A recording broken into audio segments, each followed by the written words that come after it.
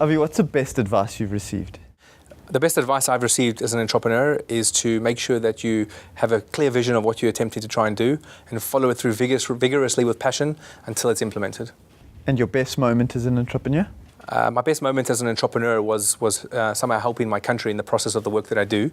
So, for example, I was helping the Libyan government do the DNA analysis of all the victims of a flight that left Johannesburg and crashed in Tripoli.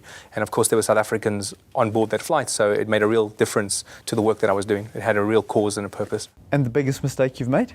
Biggest mistake I've made as an entrepreneur is probably not do as much business planning as I need to before launching an idea. As an entrepreneur, you need to sometimes just make things happen because it's in your blood, and that's what I do quite often. However, mistake being you don't really get to the details sometimes before you execute, and having someone near you who can pull your feet back on the ground, I think, is always beneficial. What quality do you look for in people that you work with? It's just people that aren't scared to get their hands dirty, work late nights, and make sure your vision comes to reality.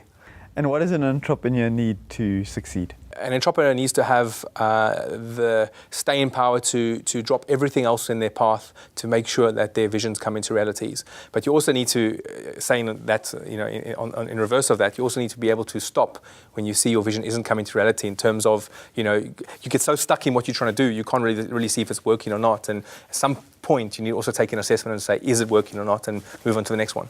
And what's the biggest inspiration for you as a small business owner? I really think the biggest inspiration for me is actually, making the difference in what you do, creating the jobs for the people around you, making sure they're happy when they come to work, and making sure that you also help them achieve their visions, because it's not always about your vision. It's also about theirs. What do they want to achieve within the workplace and how you can help that come to reality. And what would you do differently? Is when I sold my last company, he's perhaps had a 1-year break without immediately embarking on new projects and ideas, because I believe that break would have given me the energy which I now have a year later, but so I would have had a lot more energy to do ideas and implement ideas in a much better way. And what makes South Africa a great place to start a small business? Talking about South Africa generally, the US used to be the place where, you can make your millions and the whole American dream.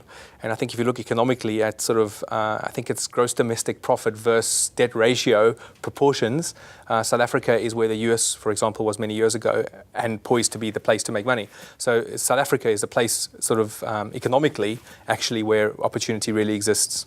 I know you've just had a new baby, but what keeps you up at night? Having a new baby and a new entry into my family makes me want to work even harder to make sure that my child can have the best start he could have in his life. So suddenly, where I used to get to work and maybe not focus on certain things and be a bit scatty and all over the place because that's what I'm about, but still get things done, of course. Now I have much more of a bigger purpose when I go to my desk because I've got limited time. I have to make sure it happens there, and then, so my day's a lot more compressed. And what gets you going in the morning? What gets me going in the morning, other than waking up next to a beautiful woman who's my partner, it's just taking my ideas and moving them forward. Because being an entrepreneur, as I said, isn't just about making money and making a difference. It's also about seeing your visions come into realities. And every day, if you can just take your vision that step further, that means you're getting that step closer to your reality, and that's what I do.